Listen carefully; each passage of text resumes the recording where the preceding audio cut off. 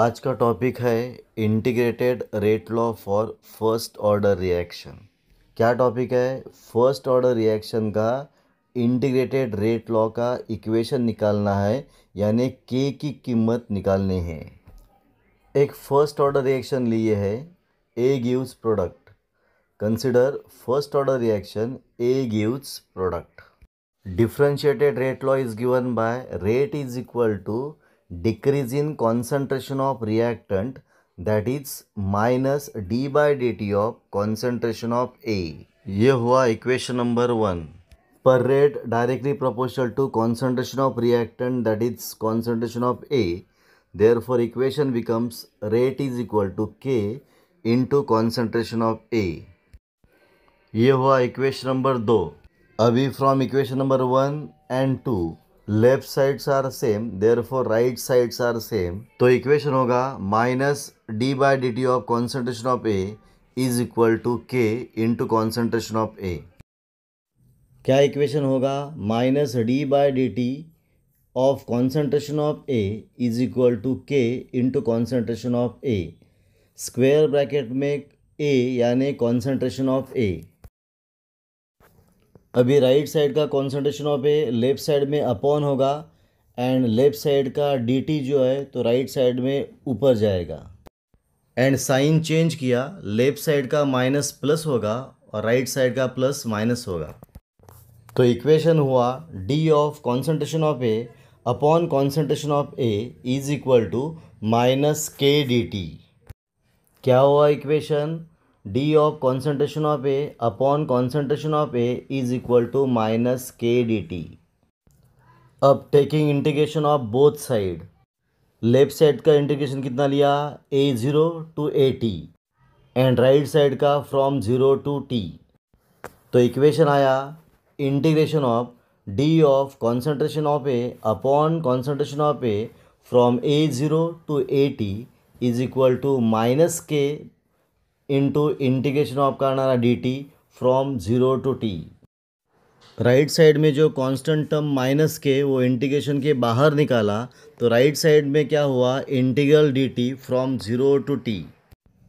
अब इंटीग्रेशन लेने के बाद लेफ्ट साइड में जो है D of concentration of A upon concentration of A, इसकी वैल्यू कितना आएगा? L N concentration of A, that is natural log concentration of करना रहा है ए। और इंटीग्रेशन से पहले जो लिमिट लेफ्ट साइड में था वो राइट साइड में आया ए ज़ीरो टू ए टी, और राइट साइड में जो इंटीग्रेशन था that is integral D T यानी इंटीग्रल वन डी टी, और इसकी कीमत आई टी आई। तो राइट साइड में इंटीग्रेशन की कीमत आई टी एंड लिमिट आया फ्रॉम ज़ीरो टू टी। तो अपना इक्वेशन आया L N concentration of A from A zero to A T is equal to minus K concentration of T from zero to T. अब इसमें limit की value substitute करेंगे, पहले upper limit then lower limit minus करेंगे। तो ऊपर क्या हुआ? L N concentration of A T minus L N concentration of A zero is equal to minus K, इन ब्रैकेट में क्या आया? टी माइनस ज़ीरो यानी टी, तो राइट साइड में आया माइनस के टी। तो अपना इक्वेशन आया L N concentration of A T minus L N concentration of A zero is equal to minus K T. पर log A minus log B is equal to log A upon B, therefore वो minus upon होगा। तो equation आया L N concentration of A T upon concentration of A zero is equal to minus K T. फिर से देखते हैं left side में क्या है? L N concentration of A T minus L N concentration of A zero, ये minus है तो होगा अपॉन। तो हुआ क्या? L N concentration of A T upon concentration of A zero is equal to minus K T. यही equation हमने उल्टा लिया, that is minus K T is equal to L N concentration of A T upon concentration of A zero. अब left side में sign change किया, minus K T का K T किया, तो राइट साइड में A T upon A zero का उलट किया, that is A zero upon A T. तो राइट साइड में concentration of A T upon concentration of A zero का उलट किया, that is concentration of A zero upon concentration of A T. तो equation हुआ K T is equal to L N concentration of A0 upon concentration of AT।